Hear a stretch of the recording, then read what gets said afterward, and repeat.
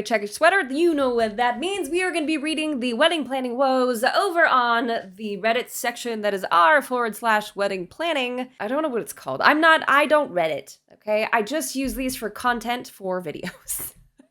If you're new here, hey, my name is Jamie Wolfer. I'm your online wedding planner. I'm here to help you stress less and plan easy because you deserve to have a stress-free wedding day. In today's video, we are going to be talking about actually covering a situation where someone has some wedding day anxiety regrets.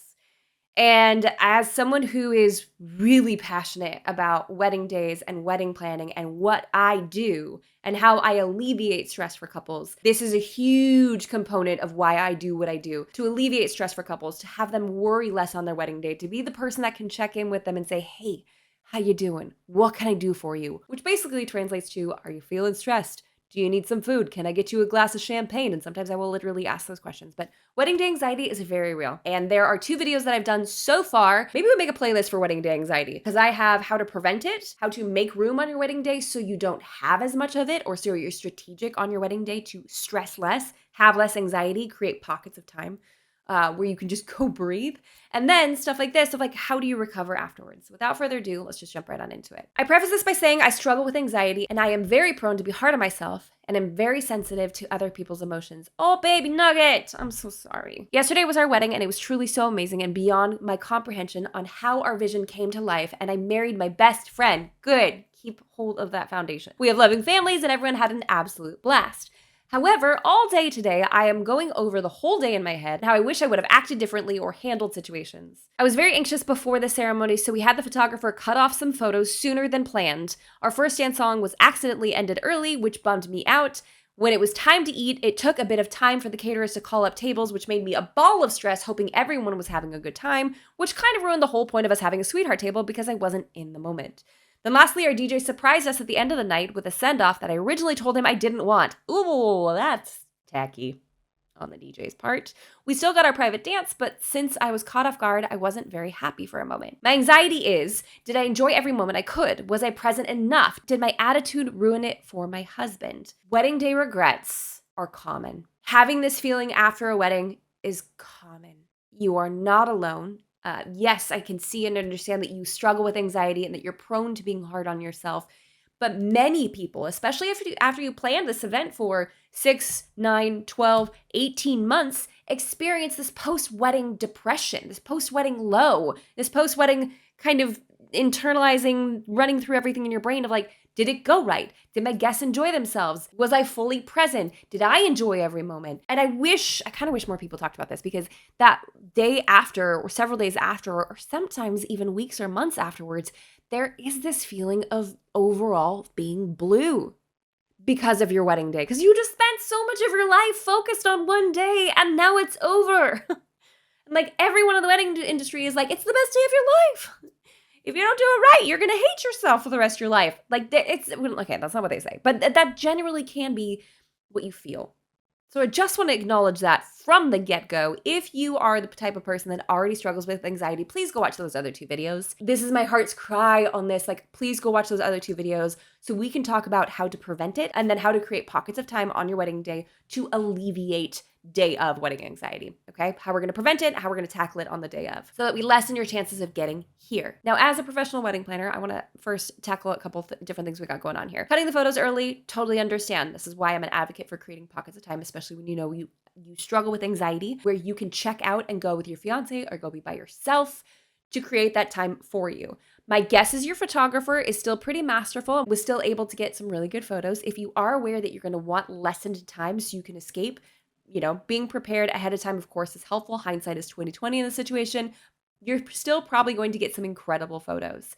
If you do have a situation like this where you do end up cutting it out sooner because you just need to go and you need to breathe, consider being open to sunset photos or escaping with the photographer later, okay? Our first dance song was accidentally ended early, which bummed me out. I had this happen with my song with my dad. It was Butterfly Kisses because I am so original, okay?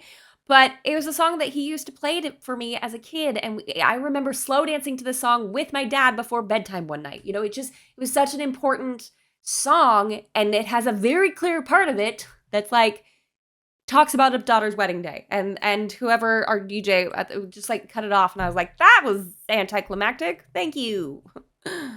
Not. However, most of the time DJs shorten them because it is pretty awkward to be standing there for an extended period of time. If you have something, like obviously this was an accident, but now I'm seeing two different circumstances where the DJ kind of goofed up, so that might be worth a conversation with them afterwards. Maybe a conversation that says, hey, you messed a couple things up.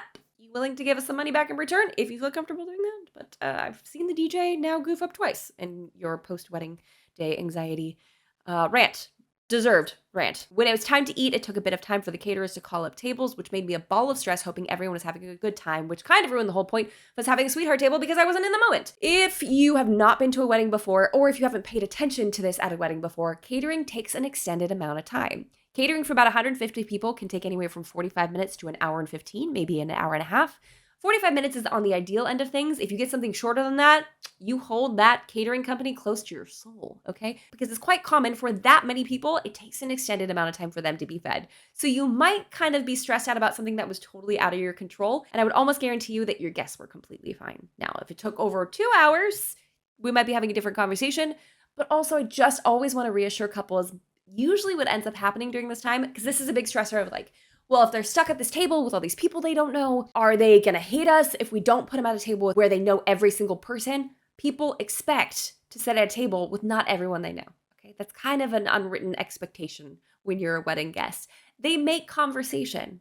They have a great time chatting with each other, and usually they're only there for an hour and a half tops. So I would say my guess is what you were perceiving was like a hyper focus on this specific situation. I mean, obviously you pointed out that there was an indication that you felt like that, or that you could tell that you were feeling like that. But my guess is most of the guests didn't notice. So unless it was clearly exacerbated and it was longer than an hour and a half, then that's where guests might have felt it a little bit more. But my guess is your hyper focus in this situation is probably moot.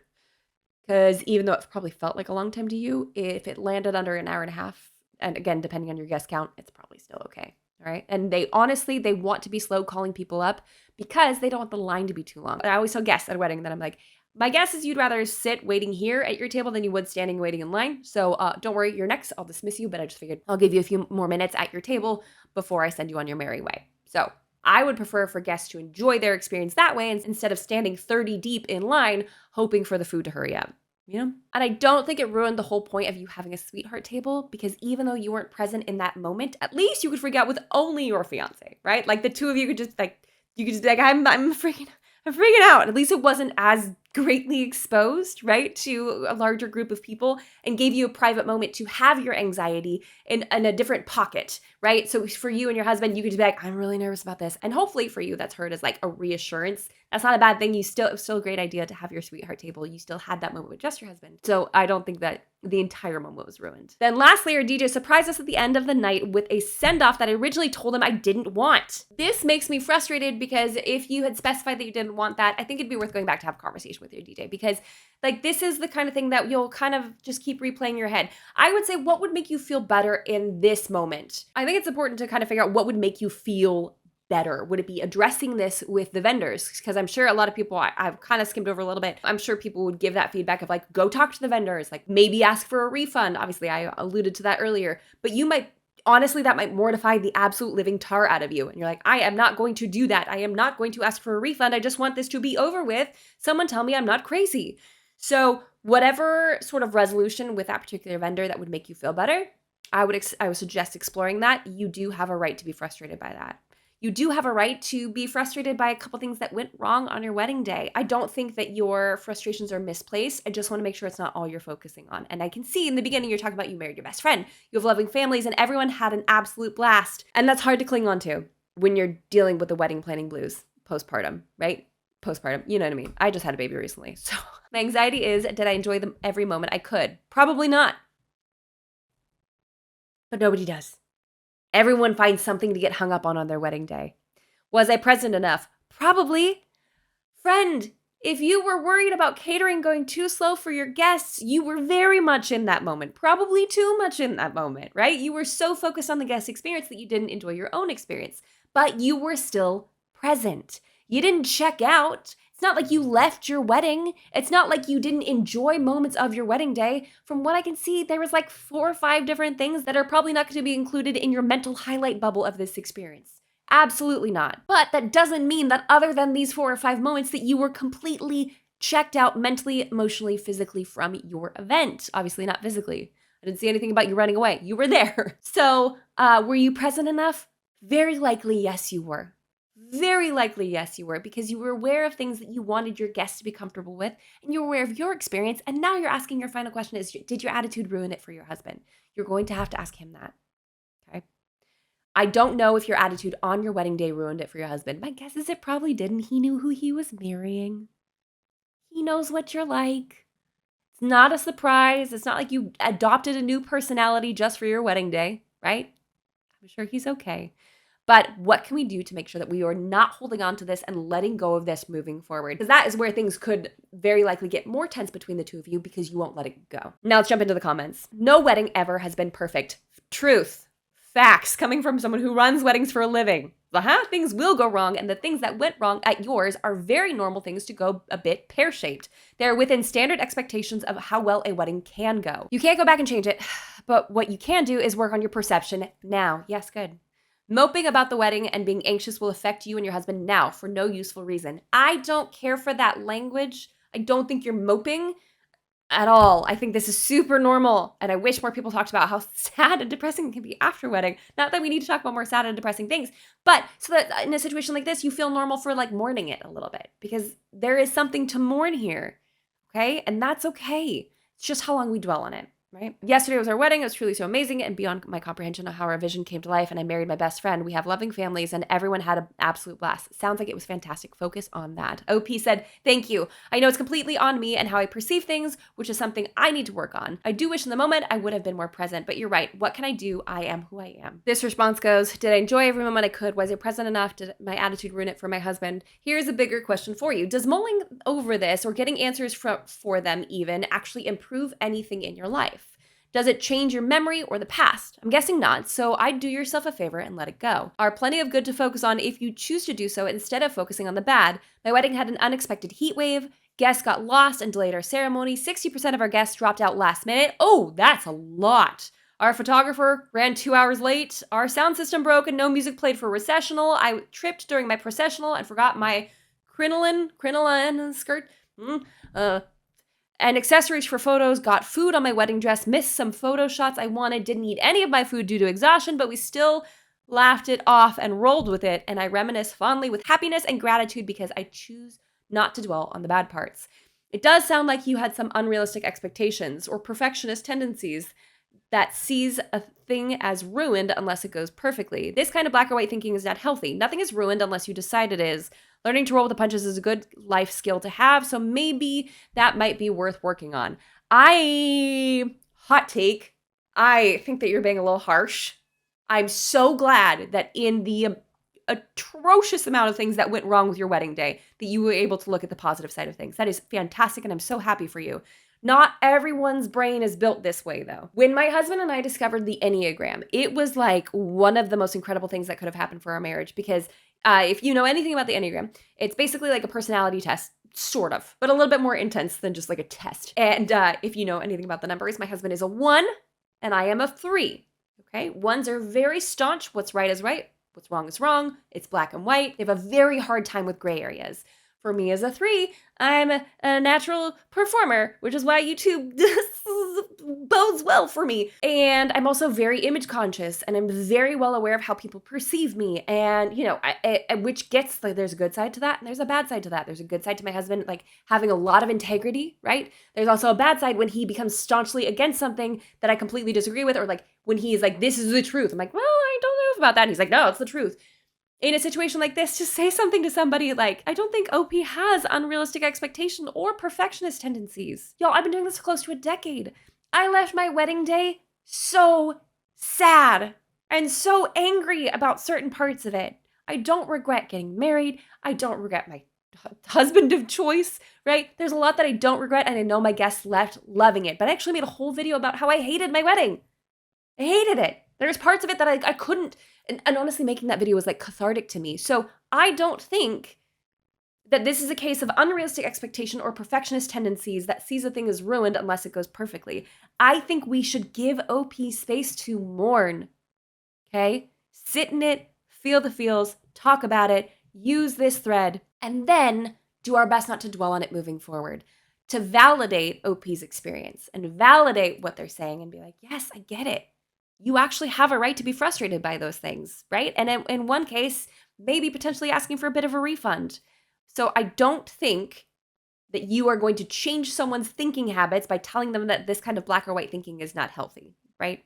We are all different personalities and our brain operates and all of our brains operate differently. We've got to give grace in a situation like this. I appreciate your feedback, and I know you really want to firm up this OP so they don't feel stressed out about something that they can no longer control, but I don't think that helps this person process. I don't know if this will help, but I relate to you. My wedding was last week, and mostly it went right, but there are things that I would have done differently in hindsight. I spent a lot of time going over the day and even asking my family for their experiences of the day and putting myself down for anything that went wrong, but then I realized, what good does this do? The day is over, and it was mostly good, so I'll try to just let things go. I think it's normal to have these feelings and thoughts because you spent a lot of time and money for this one day, so you wanted it to go as perfect as it could. Yes, exactly. So I think to a degree it's normal, but also remind yourself that it was a day to everyone else. You choose how to remember it and let go of what went wrong. One final comment here. As many others have said, no wedding is perfect. Things go wrong. That is the nature of a big event, and even weddings. Focus on the things that made the day amazing. When you think of the things that didn't go as perfect as you wanted, tuck those away for advice for someone else you know getting married. Yes, absolutely. And you didn't know that I'd be using this on a channel that gives advice for other people getting married. So the Lord works in mysterious ways, friend. Really and truly. I think your story is going to help people. I think your story is going to help people in this video. Cherish how amazing it was and don't lose focus on the little things that went wrong. Source, had similar issues myself, as does everyone. It is normal. Friends, I get super, super passionate about making sure your wedding day is as stress-free as possible. There's a lot that can go wrong. Things will go wrong. Things do go wrong. The only thing that you can do is be as prepared as possible and then do your best to be as present in the moment as possible. If you leave your event and you have these feelings, there's nothing wrong with that. In fact, if you are after your wedding day, because I know, much like I have the single Pringles, the people that just like stick around because they like wedding planning content, I've got my married friends who for some reason are like, hey, I kind of still like Jamie's content. I'm going to stick around. If that's you, will you drop down in the comments what happened at your wedding day that didn't go to plan and how you process that? Because if you're willing to share that with us and share that in the comments down below, whoever's watching this video can go through this, can hear this person's experience and read your experiences as well and feel a heap ton better. If you need additional support, if you need someone to talk to like this to work through some of your wedding day anxiety before it happens, please come join me in the master plan. I would love to have you over there. It is every single tidbit of information you need to know from point A to your wedding day. Everything I walk my clients through, long-term clients, from beginning to end to make sure that they are as stress-free as possible. In the 4 years that this course has been open and active, we have helped hundreds, if not, I think, cresting thousands of people plan their wedding days as stress-free as possible. And I would love to have you join me over there in that. If you are prepping your heart, your soul, your mind to deal with some anxiety on your wedding day, be sure to check out the other wedding day anxiety videos. I'll have those linked in the description box below. Thank you so much for being here. If you like the video, jump on down there, hit the like button, and subscribe to this channel for more tips and tricks for the modern day bride. I love you. I'm here for you. I don't want you stressing out. If you're feeling stressed out, please jump in on the master plan. I would love to help you. And until next time, bye guys.